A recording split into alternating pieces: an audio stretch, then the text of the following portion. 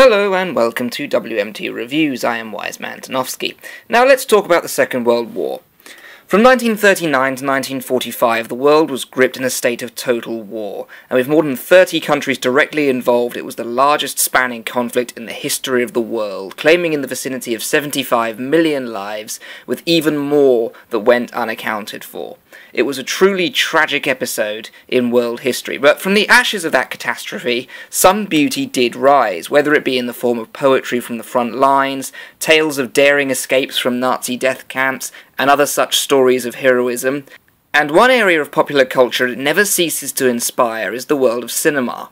Movies like Bridge Over the River Kwai, Empire of the Sun, The Longest Day, Saving Private Ryan, and of course the definitive World War II masterpiece Schindler's List.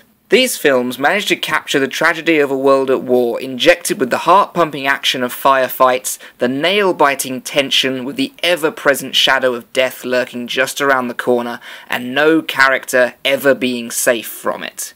Truly, some of the greatest films ever made were drawn from this dreadful conflict. The same, I'm afraid, cannot be said for the movie that I have to review today. Even now, I'm tempted to backspace everything I've typed, get one of the aforementioned movies off my shelf and review that instead. But the film I sat through just 2 nights ago was so shocking that I feel I have to go through with it, for no other reason than a public service announcement to stay well away. I'm talking, of course, about Devils of War, a 2013 action horror film which takes the very real concept of the Nazi war machine's experiments with the occult and turns it into little more than a joke, with terrible writing that's poorly acted, painful special effects, and characters that are so cliché they may as well be Mr. Men. So, let's get this over with. This is Devils of War. As the film opens, we're thrown into a forest-bound firefight, and things look optimistic. The effects on the guns could be better, but for the most part it's watchable. Nothing really much is achieved before we're dragged out of this scene and sent back 3 days, as a team of Special Forces soldiers are being briefed before being dropped behind enemy lines. The basic premise is to go in and extract a spy currently infiltrated inside a Nazi fortress where strange occult experiments are reported to be occurring. Now, as absurd as this may sound, this is actually as close to the truth as this film gets from here on out. Yes, the leader of the Nazi movement was deeply interested in the occult to the point where the Catholic Church believed him to be possessed by the devil and even attempted to exorcise him from a distance. So rumours of fortresses and camps like these being used to this effect are not unheard of. We're introduced to our main cast, a group of complete unknowns whose real names I've already forgotten. Led by William Baldy, known as the Chaplain. There's Jasper, or the Sniper, a horribly cliched buck-toothed redneck who's a smart hand with a scoped rifle. Herman, or I swear I'm not making this up, Black Hercules. He's the cliched token black guy of the team, who wields a katana he claimed from a Japanese soldier. And Adam, also known as the guy whose nickname I can't remember because he dies in the next scene. None of these actors are particularly well known, and most of them are only really known for this film and maybe 1 or 2 others, with the exception of the Chaplain, who's had a decent handful. But after the performances these guys put in this movie, that's hardly surprising. It's all too easy to work out each character's pointless cliché, such as the Sniper being the token racist of the group and therefore finding it hard to work with Black Hercules, and we all know their petty conflict will erupt later on before one of them saves the other one and they become besties.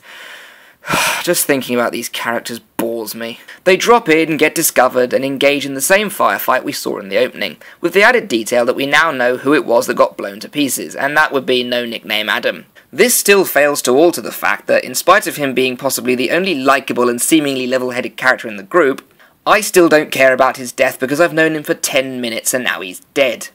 Character development? What's that? And if you thought the heroes were bad, wait till you see the villain, or should I say villainess. Solveig von Bosch is the head of this particular occult operation, a bleached blonde, massive-breasted woman clad in a tight white blouse and short black leather skirt, a wardrobe supposedly inspired by Ilsa the she-wolf of the SS. And while at first I wasn't really complaining about having that thrust in my face in every villain scene, as the film bears on it becomes more and more apparent that the taint of exploitation is very present in this film. The director clearly just has a hard-on for boobs in tight blouses.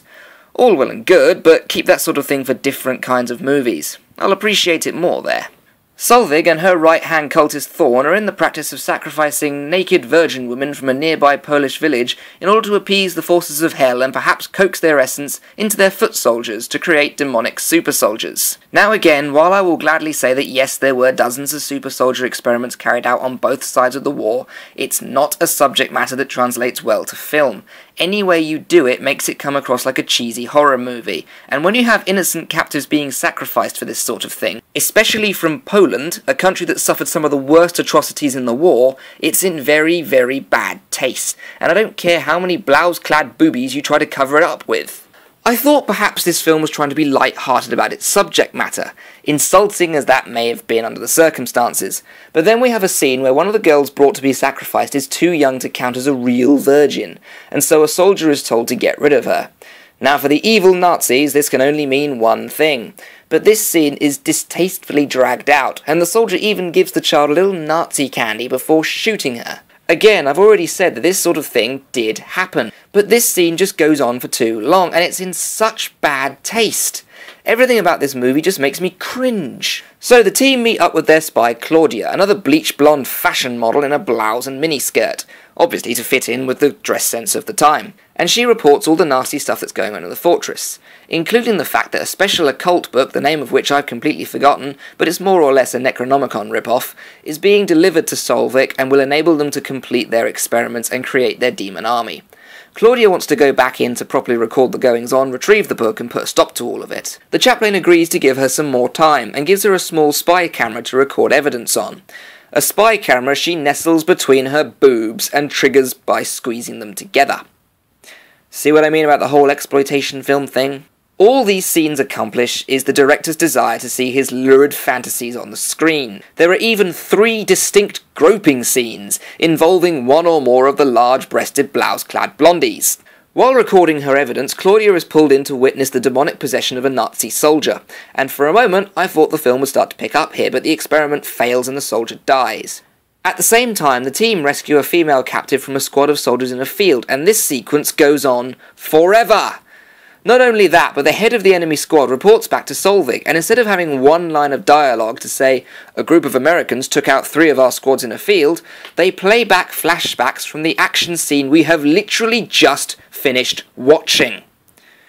Hey, I imagine this scene is where the majority of the budget went, so we can't really blame them for wanting to get their money's worth. The captive they rescued now has a request for her saviours. She doesn't want to go back to her village as a virgin, so obviously one of the team has to have sex with her. Classy. Really classy. Do I need to remind you at this point that these characters are supposed to be American Special Forces? And oh, wouldn't you know it, she doesn't want to sleep with the black guy. Nice!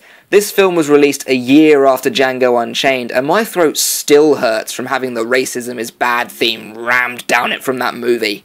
Naturally, this is the moment that sparks the conflict between the sniper and Black Hercules. Again, these are trained Special Forces soldiers, and they're actively trying to kill each other, and their commanding officer seems completely fine with all this when he returns.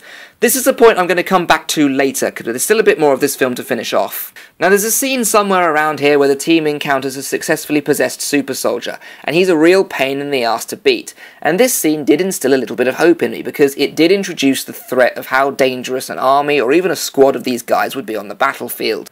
But of course, this is the only one we ever see in the movie, so all those hopes were crushed. By the way, it's in this scene that we get our obligatory racist redemption scene where Black Hercules saves his life and they kiss and make up. Upon rendezvousing with the team, Claudia for some reason and completely out of nowhere makes the move to sleep with Black Hercules. Where the hell did that come from? You've shared maybe 2 lines of dialogue?